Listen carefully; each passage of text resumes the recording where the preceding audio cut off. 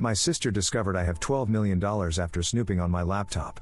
My parents flew into a rage, and demanded I give all the money to my sister because they claim she deserves it more. So, I'm Sarah, 38 years old, and now, looking back at everything that happened, I'm still in shock. The anger and betrayal still feel fresh, like an open wound that never heals.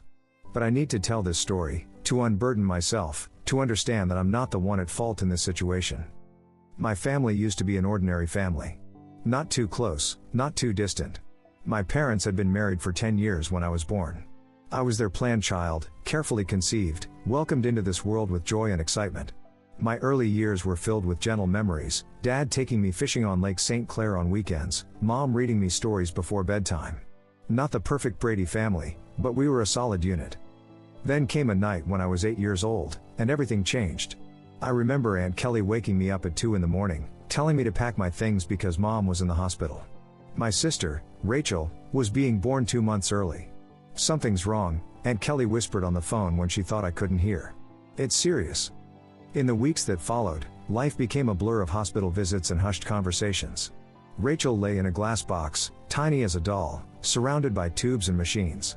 I wasn't allowed to touch her, wasn't even allowed to get close. I was always kept at a distance, as if I were a danger. That's when I felt it first, the invisible wall beginning to form between me and the rest of the family. It was thin at first, like morning mist, but over time, it thickened, became impenetrable. When Rachel was finally brought home, our house transformed into a sterile space.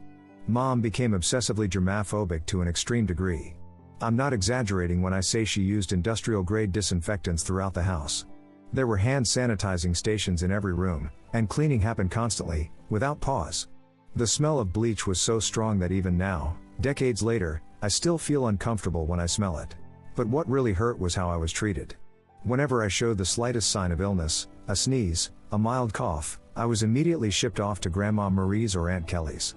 Sometimes just looking tired, or having slightly red eyes, was enough for my parents to panic and get rid of me. At first, I thought these trips were exciting. Grandma Marie made amazing cookies, and Aunt Kelly had a whole bookshelf of Nancy Drew novels that I devoured. But kids aren't stupid. After a while, I started to understand what was really happening. I wasn't being sent away for adventures, I was being treated like a threat. As if my very existence was dangerous to my little sister. As I grew older, I tried everything to get my parents' attention. I got straight A's in every subject, but Mom barely looked up from Rachel's latest medical appointment schedule.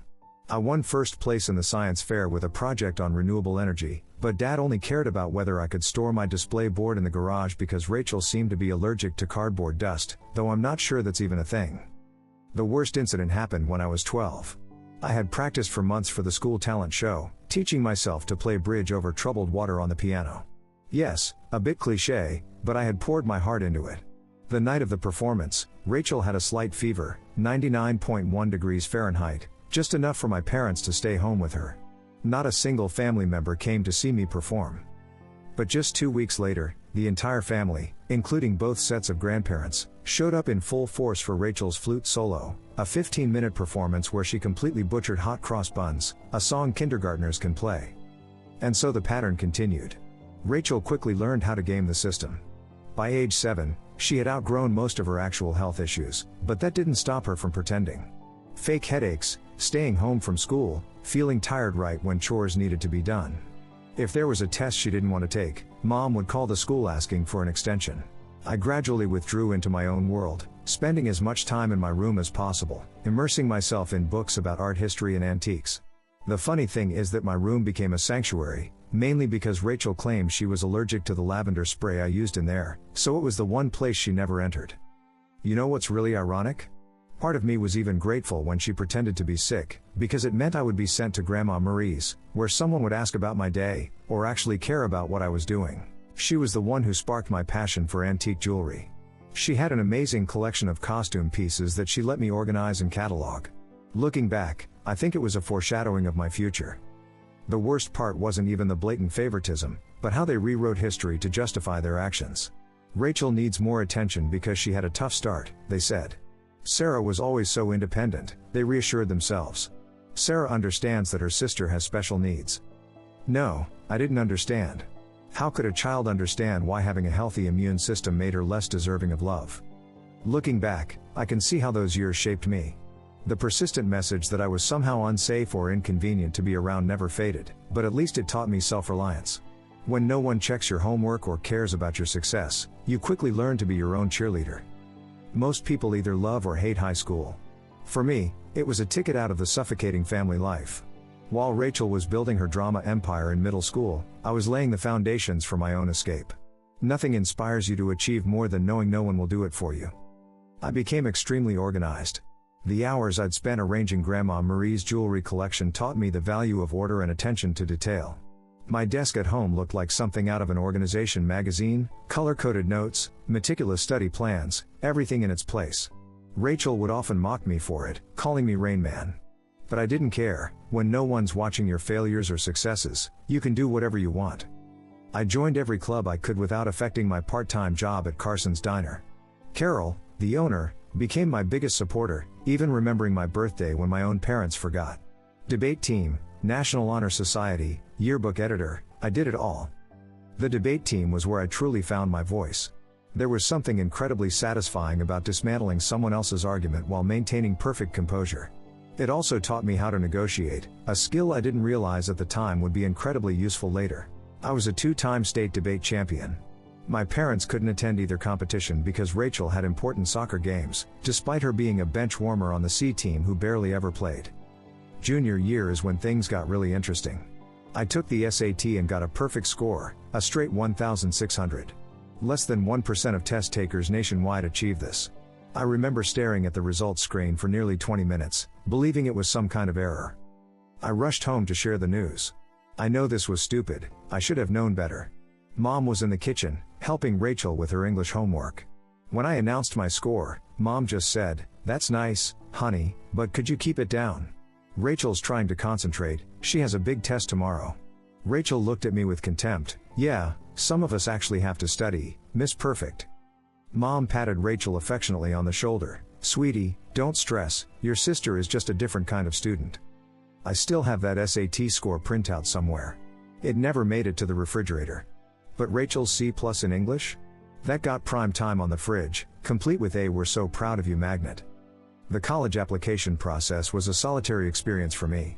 I applied to 15 schools without telling anyone. I wrote all the essays myself, collected recommendation letters, and handled all the financial aid paperwork. My guidance counselor, Mr. Chen, was the only one who really helped me. When my parents were too busy to help me complete the FAFSA form, I'd stay late at school to work with him. Then, the acceptance letters started coming in. Harvard, Yale, Princeton, Michigan, and each with substantial scholarships. I kept all the letters in a locked box under my bed, knowing exactly what would happen if Rachel found out. They would immediately make it all about her, but if Sarah goes to Harvard, I'll be so lonely, or some other nonsensical reason. The day I received a full-ride scholarship offer from the University of Michigan, Rachel had just made the junior varsity cheerleading squad. Guess which one was celebrated with a family dinner?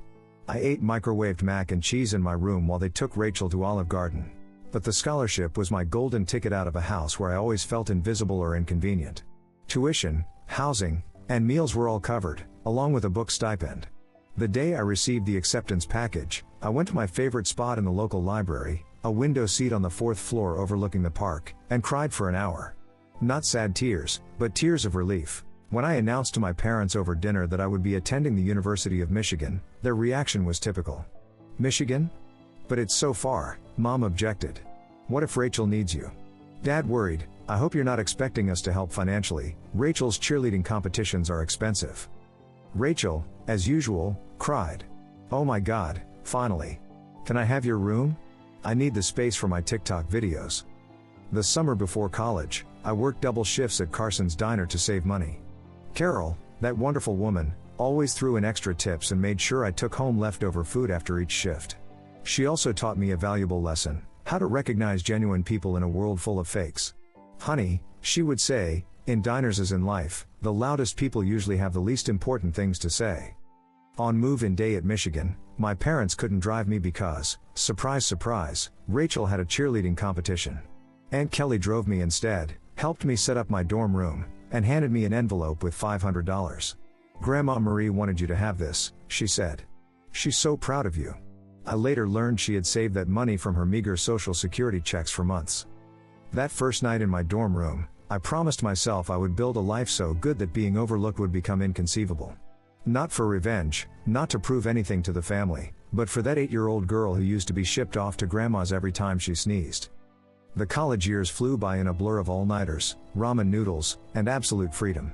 I graduated with honors from Michigan, not that my parents noticed. They were too busy helping Rachel transfer to her third college in 2 years. But here's where the story takes an unexpected turn. I got an entry-level position at Everett & Phillips auction house in Detroit. I won't use the real name for obvious reasons, but if you're in the industry, you probably know who I'm talking about. This was a high-end establishment, catering to many wealthy multi-generational clients, that sort of thing. I started in the small estates department, which involved inventorying the possessions of wealthy people after they died. Not exactly glamorous, but it paid the bills. The first few months were pretty standard, cataloging countless porcelain dinner sets, sorting through antique furniture, etc. Then came the Kingston estate. Mrs. Kingston was an elderly widow who had died without children, leaving behind what was considered a large collection of costume jewelry, piled in rooms. This is where those hours at Grandma Marie's became useful. I was going through this pile of jewelry when something caught my eye. It was an Art Deco brooch, nothing particularly standout, but something about it felt different. The weight was inconsistent with costume jewelry, and the clasp mechanism was too complex for a replica. I spent my entire lunch break that day researching signatures and markings of vintage jewelry. That evening, I stayed late at the office to use the company's membership to antique jewelry databases. The more I examined it, the more convinced I became that this wasn't costume, it was the real deal. The problem was that I was new, no one would believe me if I said we had a potentially valuable piece on our hands. So I did what debate team had taught me, I prepared my argument meticulously. I spent 2 weeks, during lunch breaks and evenings, learning everything I could about authenticating Art Deco jewelry. I even used part of my meager savings to pay for an online course about gemstones. Finally, I gathered the courage to approach my boss, Mr. Harrison. I brought a whole presentation, complete with comparison images, historical documentation, and similar works. "Sir, I think we might have something significant in the Kingston collection," I began. Harrison barely looked up from his phone. "Sarah, we've already listed those as costume pieces." "You're right, but look at these maker's marks," I insisted. "They perfectly match Cartier's 1925 signature." Harrison finally paid attention. "Where did you learn all this?" I did some research," I replied modestly. Long story short, that Art Deco brooch sold for $47,000 at auction. It turned out to be part of a limited collection created for a European socialite group in the 1920s. But here's what really matters, Harrison started to trust me. He began giving me other pieces to authenticate. Suddenly, my harmless hobby of organizing vintage jewelry had a real purpose. I dedicated myself to learning everything I could about antique jewelry. I took every online course I could afford. I spent weekends at estate sales studying pieces, and started keeping a small notebook of different authentication processes. My apartment looked like a jewelry scholar's fever dream, walls plastered with printouts of vintage hallmarks and certification guides. The auction house began to see results. I discovered important pieces others had overlooked, developed relationships with collectors, and knew the market. My commissions grew larger. For the first time in my life, I wasn't just surviving but saving. My family remained largely uninterested. At the Sunday dinners I still foolishly attended, the conversation would typically go like this: "Sarah's still at that antique shop thing, right?" Mom would ask. "Auction house," I'd correct, and yes, I actually just authenticated a rare Tiffany piece. Rachel would interrupt, "Oh my God, speaking of jewelry, everyone has to see this charm bracelet I just bought at the mall." But I stopped caring. For the first time in my life, I had found something completely my own, something I was genuinely excellent at, something that had nothing to do with being Rachel's sister or the family disappointment. Then came the Rothschild collection. This was about 2 years into my time at the auction house. It was a massive estate, old money family, big influence in the industry. I was part of the team inventorying their jewelry collection, and that's when I spotted it, a relatively common Art Nouveau piece that everyone else had overlooked. I spent 3 days investigating it, barely sleeping. It turned out to be a piece from a famous French jeweler's personal collection, one that was supposed to have been lost during World War II.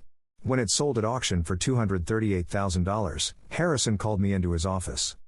I thought I was getting a promotion. Instead, he said something that completely changed the trajectory of my life: "Sarah, you're wasting your talent here. You should be running your own authentication business. At first, I brushed it off. What money would I start a business with? However, the idea took root. I began taking on small freelance authentication projects. Word spread that I had a good eye. Private collectors started contacting me directly. One night, sitting in my modest apartment, surrounded by jewelry guides and authentication tools I had gradually accumulated, I had an epiphany. This was something I could really do. I could create something entirely my own. So I did what any reasonable person would do. I mortgaged my car, emptied my savings, and rented a tiny office space in a less desirable part of town. People thought I was crazy. Maybe I was. I turned a room above a Chinese restaurant, the size of a college dorm room, into my office. The rent was low because it perpetually smelled like Kung Pao chicken, and the Wi-Fi only worked if you sat in the corner by the window. But it was mine. The first few months were rough, the kind of rough that wakes you up at 4 a.m., cold sweat, calculating how many more months until your savings run out. Loan payments felt like a noose around my neck. My office furnishings consisted of a card table I bought from Goodwill and a chair I literally found on the side of the road. Don't worry, I sanitized it thoroughly. However, in the high-end jewelry world, reputation and relationships are everything, and my experience at the auction house had provided me with both. I started small by doing authentication work for local antique dealers. My fees were lower than larger organizations, but my attention to detail was getting noticed. People in the industry were talking about me. 6 months in, a breakthrough moment happened. A dealer I had worked with at the auction house inquired about a collection of Victorian brooches. The owner wanted authentication before selling. It turned out to be a massive collection with pieces from 3 generations of a family. I worked on it for 2 solid weeks, hardly sleeping, documenting everything. I discovered 2 extremely rare pieces that had been misidentified as later replicas. The owner was so pleased with my detailed analysis that he not only paid my fee but offered me a 10% commission when the pieces sold. That commission was $86,000, more than my total income for the previous 2 years combined. Suddenly, my phone was ringing nonstop. Private collectors heard about my ability to spot overlooked pieces, estate attorneys seeking advice on inherited jewelry, even my old auction house started sending authentication work my way. I'm pretty sure Harrison secretly helped spread the word. Thanks, boss. By year 2, I hired my first employee, Jenny, a recent gemology graduate who reminded me of myself at that age. She was incredibly intelligent but often overlooked by colleagues because she was quiet. She's now the head of authentication and worth every penny of her salary. The company expanded faster than I could have imagined, moving to a real office downtown, goodbye Kung Pao chicken smell, building a team of specialists. I gained a reputation for finding lost pieces. You wouldn't believe how many historically significant jewelry pieces are misidentified as costume, sitting in people's attics. I kept it secret from my family. However, the more successful I became, the harder it was to keep the secret. They still thought I worked in a little antique shop. Rachel would often make snide comments at family dinners. "Sarah, I have some old jewelry I was going to donate to Goodwill," she'd say. "Maybe your little shop would want them?" I, who had just authenticated a $1.2 million piece that morning, would just smile. "Sure, I'll take a look." Mom continued to introduce me to people. "This is my other daughter, she works with old jewelry or something." Meanwhile, I had been quoted in Forbes, fortunately under the company name, and we had recently opened our 3rd office. There was something almost humorous about keeping the secret, like a private joke only I knew. I would sit at Sunday dinner wearing clothes I bought at Target, actually Chanel, listening to Rachel brag about her entry-level marketing job, knowing I had just signed a deal larger than her annual income. I even started playing little games, like wearing real Harry Winston pieces to family gatherings to see if anyone would notice. They never did. Rachel would spend 20 minutes showing off her expensive $200 Michael Kors watch, while I was wearing a vintage Patek Philippe worth more than her car. The real challenge was managing the rapid growth of the company. By year 5, we had offices in Detroit, Chicago, and New York. I spent more time on airplanes than in my own bed. We built a reputation for discretion. Turns out a lot of wealthy people want their jewelry authenticated without letting the whole world know what they own. The money came in abundance. So much that we needed to hire a large team of financial advisors. Still, I maintained a relatively modest lifestyle. I bought a beautiful but not ostentatious house in a nice neighborhood. I drove a luxury car but nothing flashy. The only place I really splurged was my home office, state-of-the-art authentication equipment, the best security system money could buy, and a custom vault that would make Fort Knox jealous. Ironically, my family thought I was struggling to help them. Mom would often comment on things like, "It's so sweet how Sarah helps out. She must be living on ramen noodles to make ends meet." Meanwhile, I had just authenticated a collection that brought me a commission larger than their mortgage. You know what's weird about success? The more you have of it, the harder it is to explain to people who have always seen you as less than. It's like explaining color to someone who only sees in black and white. They lack the necessary context. By this point, my company was running like a well-oiled machine. We had dominated the high-end jewelry authentication industry in the Midwest, and our reputation was solid gold, pun intended. But every Sunday, I would still go to my parents' house for dinner, playing the role of Sarah, the humble employee of an antique shop. The disconnect in perception was becoming ridiculous. I would spend my morning in video meetings with collectors from Dubai, my afternoon authenticating multi-million-dollar pieces, and my evening at my parents' house in carefully chosen pedestrian clothes, eating Mom's overcooked pot roast while Rachel dominated the conversation with stories about her latest marketing win, usually something like bringing coffee to her boss without spilling it. One memorable moment was a particular Sunday.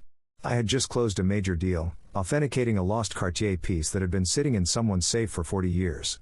The commission alone was 7 figures. I drove straight from the meeting to my parents' house, still buzzing from the success. "Sarah, dear, is everything all right?" Mom asked. "Your clothes look a bit worn." "Oh, I'm trying to save money," I replied, while wearing a $3,000 cashmere sweater I had deliberately chosen for its understated appearance. Rachel looked at me with her familiar disdain. "Well, maybe if you got a real job instead of playing with old jewelry."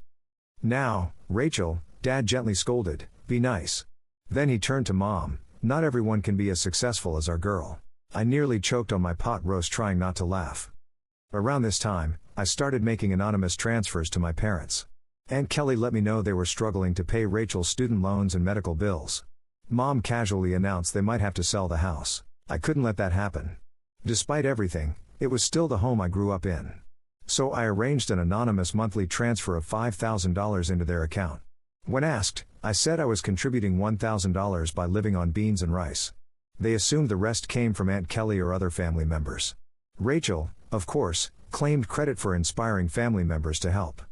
It was strange to watch Rachel spend my money. The money was helpful, but it also brought unintended consequences. My parents began treating me with an odd combination of pity and condescending pride, as if I were some noble pauper sacrificing everything to support the family. Meanwhile, Rachel's spending became more extravagant. She would show up to dinner with expensive new handbags, claiming they were outlet finds. They weren't. I could spot an authentic Gucci from 20 paces. She started going on lavish vacations and bragging on Instagram about her blessed life. I'm pretty sure she was using my support money for shopping. Still, I kept quiet. The irony was too delicious. Then came the MBA drama. Rachel announced she wanted to go back to school for an MBA, at another expensive private school, of course, only the best for the golden child. Mom contacted me, teary-eyed, explaining they couldn't afford it. I suggested that perhaps Rachel should consider state schools, which also have very good programs. "Oh honey," my mother sighed, "you don't understand. Your sister needs to maintain certain standards." Then, with a slight hesitation, "But speaking of support, could you increase your monthly contribution for a few years?" I bumped it up to $7,000 a month. My account barely noticed, but watching them praise Rachel for her educational initiative while assuming I was living on ramen to help, it still stung. The real irony was that I had been invited as a guest lecturer at the very business school Rachel wanted to attend. My family had no idea that the dean himself had invited me to speak about luxury authentication and business growth. I had to make up an excuse to miss Sunday dinner that week. My achievements began to feel like a separate life, as if I were some business superhero with a secret identity. By day, I ran a multi-million-dollar authentication business. By night, or more specifically Sunday nights, I was just Sarah, the disappointing daughter working at an antique shop. The burden of the lie grew heavier. Each time Rachel made a rude comment about my career, each time Mom apologized to friends for my modest lifestyle, each time Dad suggested I should find a real job, I felt myself getting closer to a breaking point. I always knew it would end dramatically. I just didn't expect it would explode so spectacularly on Thanksgiving. It started 2 weeks before the holiday. Mom called, crying about her back pain. She had been diagnosed with a herniated disc, and the thought of cooking Thanksgiving dinner for 20 guests was overwhelming her. I'd like to tell you I offered to help purely out of kindness, but truthfully, I was sick of pretending her dry turkey was delicious. "Why don't I handle the food this year?" I suggested. "I could hire a caterer. "Oh honey," she replied, "we can't afford a caterer." "Don't worry about the cost," I said. "I've saved enough." "You're not borrowing money, are you?" Mom worried. I coordinated everything with a high-end catering company I often used for business events. They did spectacular work, the kind of food that makes you wonder why you ever bother cooking. It cost more than what my parents thought I earned in 2 months, but that wasn't important. Thanksgiving morning arrived, and I was feeling quite relaxed. I brought my laptop because I needed to monitor a major online auction in Hong Kong. A beautiful Art Nouveau necklace was being sold, and I had a client interested in authentication if they won the bid. Lunch arrived right on schedule, and everything was set up perfectly. Rachel, of course, had to comment. "Store-bought stuffing, really, Sarah?" She sneered. "Mom's is so much better." This from the girl who once set off the smoke alarm trying to toast bread. Mom kept apologizing to everyone for not cooking herself, but I could see they were enjoying the meal. Rachel went quiet after tasting the Brussels sprouts with maple glaze, which cost more per serving than her weekly budget. I excused myself from the table after dessert to check my laptop. The auction was getting interesting, and I needed to prepare in case my client won. I had set up in my old bedroom, which Mom had kept largely the same since high school. Meanwhile, Rachel's room had undergone 3 renovations. That's when things started to go south. I was running authentication software with multiple tabs open showing various accounts and current deals. Rachel walked in without knocking, some habits never change, to borrow my phone charger. She caught a glimpse of my laptop screen and immediately recognized this as an opportunity to finally expose her pathetic sister. "Let's show everyone what Sarah's really doing," she smirked. Before I could stop her, she grabbed my laptop and marched into the dining room. Picture it, 20 people, including aunts, uncles, cousins, and my parents, all stuffed with premium turkey and slightly tipsy from expensive wine they thought was cheap Trader Joe's. "Time to see what Sarah's doing that's so important on Thanksgiving," Rachel announced, flipping the laptop triumphantly, clearly intending to humiliate me with whatever trivial antique deal she thought I was working on. The room went completely silent, like you could hear the tick of the rare timepiece I'd given Mom for Christmas. She thought it was a beautiful replica. My screen displayed my current account balance, $12.4 million. Pending authentication contract, $485,000. Recent transaction, $1.2 million.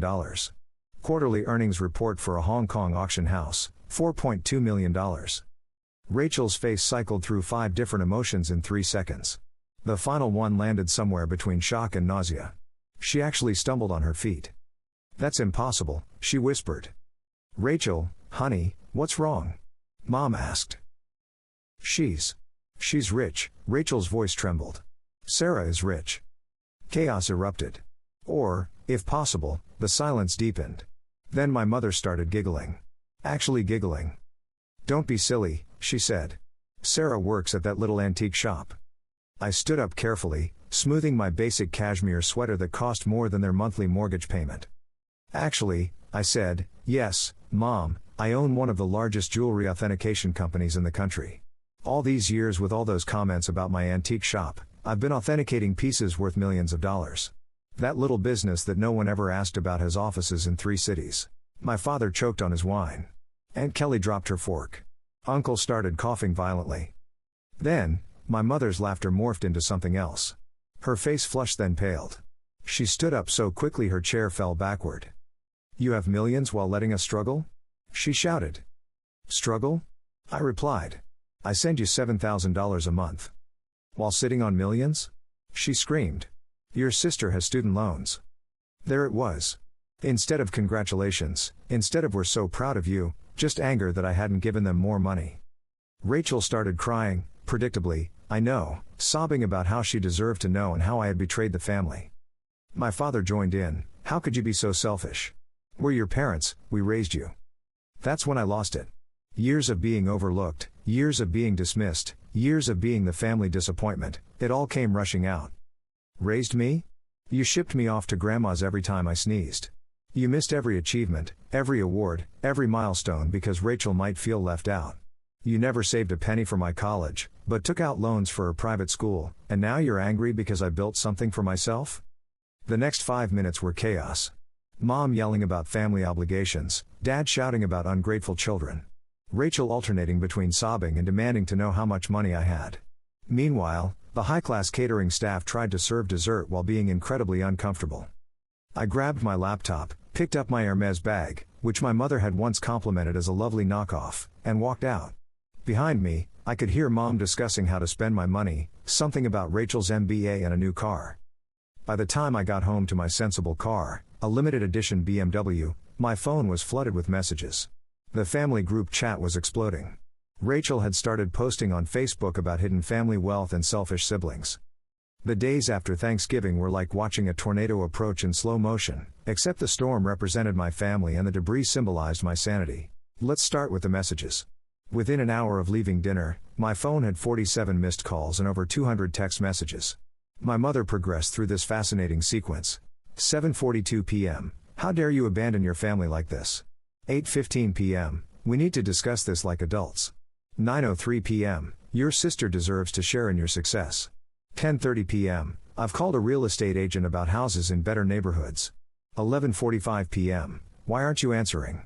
This is your mother. Meanwhile, Rachel had become a full-blown social media warrior. She'd written a long Facebook post about her millionaire sister hoarding wealth while watching her beloved family struggle. The comment section was insane. Distant cousins and old high school classmates I hadn't spoken to in years suddenly had strong opinions about my ethics. But here's the part that really made me pause. Rachel actually posted all the years I tried to help Sarah's career, giving her advice on how to move up from that little antique shop, and she was secretly rich. The betrayal cuts deep. I nearly threw my phone across the room. What career advice had she ever given me? Suggesting I try selling jewelry on Etsy.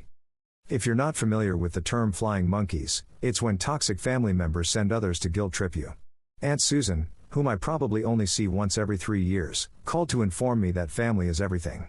Uncle Bob, who I'm pretty sure still thinks I'm 12, emailed me a lengthy lecture on the importance of sharing wealth. Even my third cousin's wife, how did she get my number? Felt compelled to share her thoughts on family obligations. But the real fun began when they showed up at my workplace. I arrived at the office Monday morning to find Mom, Dad, and Rachel sitting in the reception area. They had informed Jenny, my receptionist, that they had an appointment for authentication services. Rachel clutched her Michael Kors bag as if it was actually worth something. The conversation went exactly as I predicted. Your mother and I have discussed this as a family, Mom began, a family discussion without the family member they were discussing. My mother ignored my raised eyebrow. We think it's only fair that you set up trust funds for everyone. I need at least $2 million to properly start my new life, Rachel added, as if she had calculated this figure based on some complex financial formula. And your mother and I want to retire, Dad said. We're thinking of a beachfront house in Florida. Did you miss the part where I've been sending you $7,000 a month? I asked. That's nothing compared to what you have, Rachel replied. You owe us. What exactly do you think I owe you for? I asked, my voice dropping. For the years of being ignored? The missed graduations? The constant comparisons? Don't be dramatic, Sarah, my mother waved dismissively. We gave you everything. No, I replied, feeling an unusual calm. I gave myself everything. And you know what? I'm done. Right there in my office lobby, I took out my phone and canceled the monthly transfers to their account. My mother gasped as if I'd slapped her. Rachel started her fake tears performance, but quickly stopped when she saw it wasn't working. After that, things got ugly. They refused to leave. I had to contact security. Watching my 60-year-old mother being escorted out while screaming about ungrateful children was surreal. Jenny asked if I wanted to call the police. I said no, but I did put their names on the building's banned list. The harassment continued for weeks, new phone numbers, fake email addresses, even attempts to contact me through the company's customer service department. Eventually, I had to issue a formal legal notice, threatening harassment charges. Then, my mother played her final card. She called Grandma Marie. But here's the thing about Grandma Marie, she's smarter than all of them combined. Good for Sarah, she replied. It's about time someone in the family succeeded on their own terms. My mother didn't speak to her for 2 months after that. It's been 6 months since Thanksgiving. I've moved to a new house with better security. I've changed all my phone numbers. As for the company? We're doing better than ever. Turns out my family drama attracted some high-profile clients who appreciated my discretion under those circumstances. Rachel continues to post hostile updates about toxic wealth and family betrayal. From what I hear, she's starting her own jewelry authentication company. Good luck with that. My parents finally stopped trying to contact me when my lawyer sent them a formal letter outlining how harassment charges would impact their lives. Now they're telling people they never wanted my money anyway, and that they're praying for my redemption. The best part? For the first time in my life, I feel free. No more Sunday dinners filled with subtle insults, no more downplaying my achievements to soothe their feelings, no more sponsoring the Rachel Show. My therapist believes I'm finally establishing healthy boundaries. I say I'm finally living honestly. That's my story. Thanks for letting me share it. And special thanks to the catering company who sent me a Christmas card saying the Thanksgiving meal was their highlight of the year.